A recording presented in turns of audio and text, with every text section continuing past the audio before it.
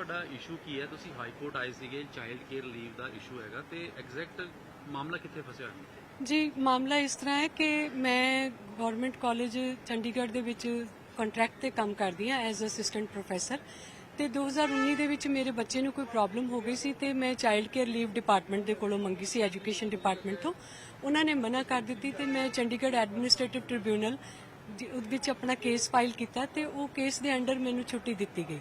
ਉਹਦੇ ਵਿੱਚ ਜੱਜ ਸਾਹਿਬ ਨੇ ਇੱਕ ਧਾਰਾ ਲਿਖੀ ਸੀ ਕਿ ਬਿਨਾਂ ਕਿਸੇ ਸਟੇਟਸ ਦੇ ਮਾਇਨੇ ਰੱਖਦੇ ਹੋਏ, ਚਾਹੇ ਕੋਈ ਲੇਡੀ ਕੰਟਰੈਕਟ ਤੇ ਕੰਮ ਕਰਦੀ ਹੈ, ਚਾਹੇ ਕੋਈ ਪਰਮਾਨੈਂਟ ਹੈ, ਉਹਨੂੰ ਛੁੱਟੀ ਜ਼ਰੂਰ ਦਿੱਤੀ ਜਾਏਗੀ। ਇਹਨੂੰ ਮੈਟਰਨਿਟੀ ਐਕਟ ਦੇ ਨਾਲ ਉਹਨਾਂ ਨੇ ਜੋੜ ਕੇ ਤਕਰੀਬਨ 2 ਸਾਲ ਦੀ ਛੁੱਟੀ ਜਿਹੜੀ ਹੈ ਸੈਂਟਰ ਰੂਲਸ ਦੇ ਅਕੋਰਡਿੰਗ ਉਹਨਾਂ ਨੇ ਦਿੱਤੀ ਸੀਗੀ।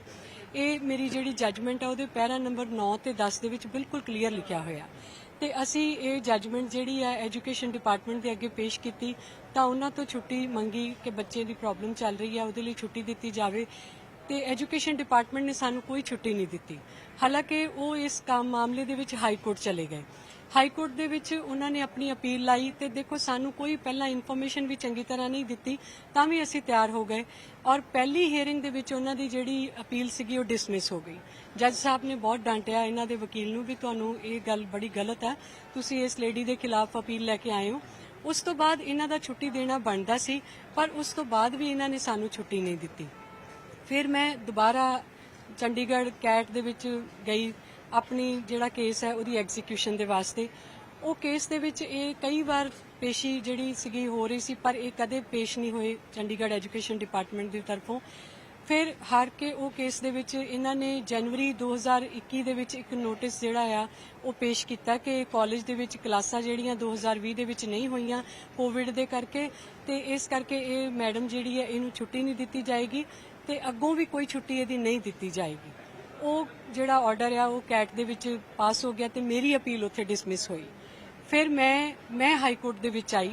ਮੈਂ ਸਾਰੇ ਸਬੂਤ 2021 ਦੇ ਵਿੱਚ ਮੈਂ ਅਪ੍ਰੈਲ ਦੇ ਵਿੱਚ ਆਪਣੀ ਅਪੀਲ ਜਿਹੜੀ ਆ ਉਹ ਲਗਾ ਦਿੱਤੀ ਸੀਗੀ ਹਾਈ ਕੋਰਟ ਦੇ ਵਿੱਚ। ਮੈਂ ਉੱਥੇ ਜੱਜ ਸਾਹਿਬ ਨੂੰ ਸਾਰੇ ਉਹ ਰਿਕਾਰਡ ਦਿਖਾਏ ਜਿਹੜੇ UGC ਵੱਲੋਂ ਪੇਸ਼ ਕੀਤੇ ਗਏ।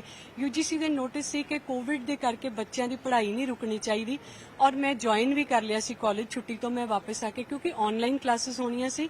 ਮੇਰੇ ਪ੍ਰਿੰਸੀਪਲ ਸਾਹਿਬਾਂ ਨੇ ਮੇਰੀ ਜੁਆਇਨਿੰਗ ਜਿਹੜੀ ਐਕਸੈਪਟ ਕੀਤੀ ਔਰ ਸਾਰੇ ਟੀਚਰਸ ਦੀ ਤਰ੍ਹਾਂ ਮੈਂ ਵੀ ਕਲਾਸਿਸ ਲੈਣ ਲੱਗ ਪਈ, ਮੈਨੂੰ ਵੀ ਤਨਖਾਹ ਮਿਲਣ ਲੱਗ ਪਈ ਤੇ ਮੇਰੀ ਬਾਕੀ ਛੁੱਟੀ ਬਕਾਇਆ ਸੀ। ਮੈਂ ਇਸ ਕਰਕੇ ਸਾਰੇ ਉਹ ਨੋਟਿਸ ਲਗਾ ਕੇ। ਤੁਹਾਨੂੰ ਕਿੰਨੀ ਛੁੱਟੀ ਮਿਲੀ ਸੀ? ਛੁੱਟੀ ਜੀ ਮੈਂ ਹਲੇ ਸਿਰਫ 2 ਮਹੀਨਿਆਂ ਦੀ ਛੁੱਟੀ ਲਈ ਸੀ, ਉਹਦੀ ਵੀ ਪੇਮੈਂਟ ਸਾਨੂੰ ਮਿਲੀ ਨਹੀਂ ਸੀ, ਜਦ ਕਿ ਪੂਰੀ ਛੁੱਟੀ ਜਿਹੜੀ ਐਜ਼ ਪਰ ਐਂਟਾਈਟਲਮੈਂਟ ਹੈ ਕਾਨੂੰਨੀ ਤੌਰ ਤੇ ਉਹ 2 ਸਾਲ ਦੀ ਛੁੱਟੀ ਹੈ ਔਰ 2 ਬੱਚਿਆਂ ਦੇ 18 ਸਾਲ ਦੇ ਹੋਣ ਤੱਕ ਉਹ ਛੁੱਟੀ ਮਿਲਦੀ ਹੈ। ਉਸ ਤੋਂ ਬਾਅਦ ਹਾਈ ਕੋਰਟ ਦੇ ਵਿੱਚ ਮੈਂ ਉਹ ਕੇਸ ਜਿੱਤ ਗਈ। ਮੈਂ 9 ਦਸੰਬਰ 2021 ਨੂੰ ਉਹ ਕੇਸ ਜਿੱਤੀ ਜਿਹਦੇ ਵਿੱਚ ਜੱਜ ਸਾਹਿਬ ਨੇ ਇਹ ਲਿਖਿਆ ਕਿ ਇਹਨਾਂ ਨੂੰ ਇਹਦੇ ਬਣਦੇ ਬੈਲੈਂਸ ਪੀਰੀਅਡ ਦੀ ਛੁੱਟੀ ਜਿਹੜੀ ਆ ਉਹ ਦਿੱਤੀ ਜਾਵੇ ਔਰ ਇਹਨਾਂ ਨੂੰ ਜਦੋਂ ਇਹ ਚਾਹੁਣ ਛੁੱਟੀ ਦਿੱਤੀ ਜਾਵੇ ਕਿਉਂਕਿ ਇਹਨਾਂ ਨੂੰ ਕਿਸੇ ਤਕਲੀਫ 'ਚ ਨਾ ਆਉਣਾ ਪਵੇ। ਇਸ ਤੋਂ ਬਾਅਦ ਛੁੱਟੀ ਤਾਂ ਦਿੱਤੀ ਗਈ, ਮੈਨੂੰ ਜਿਹੜਾ ਐਡਮਿਨਿਸਟ੍ਰੇਸ਼ਨ ਦੇ ਵੱਲੋਂ ਛੁੱਟੀ ਦਿੱਤੀ ਗਈ ਪਰ ਸਿਰਫ ਵੱਡੀ ਬੇਟੀ ਤੇ ਉਹਦੇ 18 ਸਾਲ ਦੇ ਹੋਣ ਤੇ ਇਹਨਾਂ ਨੇ ਮੇਰੀ ਛੁੱਟੀ ਬੰਦ ਕਰ ਦਿੱਤੀ ਤੇ ਮੈਂ ਇਹਨਾਂ ਤੋਂ ਪੁੱਛਿਆ ਵੀ ਕਾਰਨ ਕੀ ਹੈ। ਦੇਖੋ ਮੈਨੂੰ ਰਿਟਨ ਦੇ ਵਿੱਚ ਜਵਾਬ ਦੇ ਰਹੇ ਹੈ ਕਿ ਉਦੋਂ ਤੱਕ ਮੈਂ ਸਿਰਫ 100 ਦਿਨ ਦੀ ਛੁੱਟੀ ਲਈ ਸੀ ਤਾਂ 3 ਮਹੀਨੇ 3.25 ਮਹੀਨੇ ਦੀ ਛੁੱਟੀ ਲਈ ਔਰ ਤਕਰੀਬਨ ਪੌਣੇ 2 ਸਾਲ ਦੀ ਛੁੱਟੀ ਹਲੇ ਬਾਕੀ ਪਈ ਹੈ। इन्होंने ने मैनू देखो सुपरडेंट साहब मैनू कह रहे भी ये तो सबके लिए है, फिर तो सबको देनी पड़ेगी। मैं डायरैक्टर साहब नू मिली, वो कहंदे दूजे बच्चे नू भी तकलीफ है। मैं कहा जी नहीं सर, जजमेंट दे विच साफ साफ लिखिया एज पर एंटाइटलमेंट है। तो उन्होंने कहा चलो असी देखांगे। मैं एडवाइजर साहब नू भी मिली सी, मैं उन्होंने सारी जजमेंट पढ़ाई। हालांकि उन्होंने मेरे सामने सैकटरी मैडम नू भी फोन किया तो एजुकेशन डायरैक्टर जिहड़े मिस्टर पट्टी आ उन्होंने भी फोन किया भी आप इसको ध्यान से देखो। उन्होंने कहा भी तुसी कानूनी सलाह लै लो भी जजमेंट दे विच जे साफ साफ लिखिया उन्होंने पढ़ भी लिया भी ਇਹਦਾ मतलब ਤੁਹਾਡੇ ਲਈ गलत से इस चीज़ साबित हो जाएगी। ਤਾਂ ਭੱਟੀ ਸਾਹਿਬ ਨੇ ਉਹਨਾਂ ਨੂੰ ਫੋਨ ਤੇ ਕਿਹਾ ਵੀ ਸਰ ਮੈਂ ਦੇਖ ਲੈਣਾ ਔਰ ਮੈਂ ਉਹਨਾਂ ਨੂੰ 30 ਜੂਨ ਨੂੰ ਮਿਲੀ ਸੀ ਐਡਵਾਈਜ਼ਰ ਸਾਹਿਬ ਨੂੰ। ਅੱਜ ਤੱਕ ਸਾਡੀ ਜਿਹੜੀ ਛੁੱਟੀ ਦੇ ਪੈਸੇ ਕੱਟੇ ਹੋਏ ਆ ਉਹ ਅੱਜ ਤੱਕ ਮੈਨੂੰ ਕੋਈ ਨੋਟਿਸ ਨਹੀਂ ਆਇਆ ਕਿ ਛੁੱਟੀ ਜਿਹੜੀ ਆ ਪਾਸ ਕੀਤੀ ਗਈ ਆ। ਉਸ ਤੋਂ ਬਾਅਦ ਵੀ ਅਸੀਂ ਛੁੱਟੀ ਲੈਣ ਦੇ ਹੱਕਦਾਰ ਨਹੀਂ ਹੈਗੇ ਤੇ ਮੈਂ ਇਸ ਦੇ ਬਾਬਤ ਪ੍ਰਧਾਨ ਮੰਤਰੀ ਸਾਹਿਬ ਨੂੰ ਵੀ ਚਿੱਠੀ ਲਿਖੀ ਕਿ ਦੇਸ਼ ਦੇ ਵਿੱਚ ਜਿਹੜੀਆਂ ਕੰਟਰੈਕਟ ਤੇ ਕੰਮ ਕਰਨ ਵਾਲੀਆਂ ਔਰਤਾਂ ਨੇ ਉਹਨਾਂ ਦੇ ਨਾਲ ਇਸ ਤਰ੍ਹਾਂ ਦਾ ਜਿਹੜਾ ਵਿਵਹਾਰ ਨਾ ਕੀਤਾ ਜਾਵੇ ਤਾਂ ਕਿ ਉਹਨਾਂ ਨੂੰ ਇਹ ਲੱਗਣ ਲੱਗ ਜਾਵੇ ਕਿ ਕੰਟਰੈਕਟ ਤੇ ਕੰਮ ਕਰਨਾ ਇੱਕ ਜੁਰਮ ਹੋ ਗਿਆ। ਤੇ ਹੁਣ ਤੁਹਾਡਾ ਕੰਟੈਂਪਟ ਪਾਓ। ਹਾਂਜੀ, ਮੈਂ ਅੱਜ ਇਸੇ ਸਿਲਸਿਲੇ ਦੇ ਵਿੱਚ ਇੱਥੇ ਹਾਈ ਕੋਰਟ ਦੇ ਵਿੱਚ ਆਈ ਹਾਂ ਕਿਉਂਕਿ ਮੈਂ ਨੋਟਿਸ ਦੇ ਚੁੱਕੀ ਹਾਂ ਡਿਪਾਰਟਮੈਂਟ ਨੂੰ, ਐਜੂਕੇਸ਼ਨ ਸੈਕਟਰੀ ਤੇ ਡਾਇਰੈਕਟਰ ਹਾਇਰ ਐਜੂਕੇਸ਼ਨ ਨੂੰ, ਕਿ ਇਹ ਜਿਹੜੀਆਂ ਧਾਰਾਵਾਂ ਹੈਗੀਆਂ ਨੇ ਉਹਨਾਂ ਨੂੰ ਮੰਨਿਆ ਜਾਏ, ਕਿਉਂਕਿ ਲੀਗਲੀ ਨਹੀਂ ਤਾਂ ਮੈਂ ਹੱਕਦਾਰ ਬਣਦੀ ਹਾਂ ਕੰਟੈਂਪਟ ਆਫ ਕੋਰਟ ਦੀ। ਮੈਂ ਇੱਥੇ ਲੀਗਲ ਏਡ ਨਾਲ ਕੰਟੈਕਟ ਕਰਨ ਆਈ ਹਾਂ ਤੇ ਕੰਟੈਂਪਟ ਜਿਹੜੀ ਹੈ ਉਹ ਕੁਝ ਦਿਨਾਂ ਦੇ ਵਿੱਚ, ਨਹੀਂ ਤਾਂ ਫਿਰ ਮੈਨੂੰ ਫਾਈਲ ਕਰਨੀ ਪਏਗੀ। ਡਿਪਾਰਟਮੈਂਟ ਵੱਲੋਂ ਕੋਈ ਜਦੋਂ ਦਾ ਆਰਡਰ ਹੈਗਾ ਉਹਦਾ ਕੋਈ ਤੁਹਾਨੂੰ ਰਿਪਲਾਈ ਹਲੇ ਤੱਕ ਨਹੀਂ ਆਇਆ? ਨਹੀਂ, ਆਰਡਰ ਦਾ ਕੋਈ ਰਿਪਲਾਈ ਨਹੀਂ ਆਇਆ ਜੀ। ਔਰ ਇੰਪਲੀਮੈਂਟ ਕੀਤਾ ਨਾ ਜੀ ਨਾ, ਇੰਪਲੀਮੈਂਟ ਵੀ ਨਹੀਂ ਕੀਤਾ ਇਹਨਾਂ ਨੇ।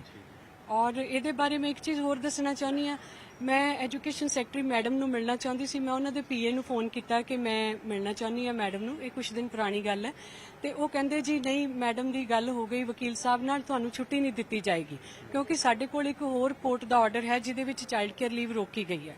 ਮੈਂ ਕਿਹਾ ਜੀ ਚਲੋ ਮੈਨੂੰ ਭੇਜ ਦਿਓ। ਮੈਨੂੰ WhatsApp ਤੇ ਉਹਨਾਂ ਨੇ ਆਰਡਰ ਭੇਜਿਆ, ਜੋ ਤੁਸੀਂ ਆਰਡਰ ਦੇਖੋਗੇ ਤਾਂ ਬਿਲਕੁਲ ਹੈਰਾਨ ਰਹਿ ਜਾਓਗੇ। ਉਹ ਹਰਿਆਣੇ ਦਾ ਕੋਈ ਆਰਡਰ ਹੈ, ਹਰਿਆਣੇ ਦੇ ਵਿੱਚ ਕੋਈ ਕੇਸ ਹੋਇਆ ਹੋਏਗਾ, ਔਰ ਉਹਨਾਂ ਨੇ ਇਸ ਦੇ ਨਾਂ ਤੇ ਮੈਨੂੰ ਵਾਰ-ਵਾਰ ਕਹਿ ਰਿਹਾ ਤੁਹਾਨੂੰ ਛੁੱਟੀ ਦਿੱਤੀ ਗਈ ਹੈ ਨਾ, ਤੁਹਾਨੂੰ ਛੁੱਟੀ ਮਿਲੀ ਹੈ ਨਾ। ਮੈਂ ਫਿਰ ਹਾਰ ਕੇ ਉਹਨਾਂ ਨੂੰ ਕਿਹਾ, ਮੈਂ ਕਿਹਾ ਜੀ ਮੈਂ ਤੁਹਾਡੇ ਨਾਲ ਬਹਿਸ ਨਹੀਂ ਕਰਨੀ, ਮੈਂ ਇਹ ਕੋਰਟ ਦੇ ਵਿੱਚ ਆਪ ਪੇਸ਼ ਹੋ ਕੇ ਕੇਸ ਲੜਿਆ, ਆਪ ਪਟੀਸ਼ਨ ਤਿਆਰ ਕਰਵਾਈ, ਆਪ ਆਰਗੂਮੈਂਟ ਕੀਤੇ, ਜੱਜ ਸਾਹਿਬ ਦੇ ਅੱਗੇ ਪੇਸ਼ ਹੋਈਆਂ। ਜਿਹੜਾ ਮੇਰਾ ਕੇਸ ਹੈ ਉਹ ਕੰਪਲੀਟਲੀ ਮੇਰੇ ਨਾਮ ਤੇ ਹੈ, ਔਰ ਇਹਨੂੰ ਮਿਸਲੀਡ ਕਰਨ ਦੀ ਕੋਸ਼ਿਸ਼ ਜੇ ਕੀਤੀ ਜਾ ਰਹੀ ਹੈ ਤਾਂ ਇਹ ਬਿਲਕੁਲ ਗਲਤ ਹੈ। ਡਿਪਾਰਟਮੈਂਟ ਵਾਲਿਆਂ ਨੂੰ ਧਿਆਨ ਕਰਨਾ ਚਾਹੀਦਾ ਇਹਦੇ ਬਾਰੇ।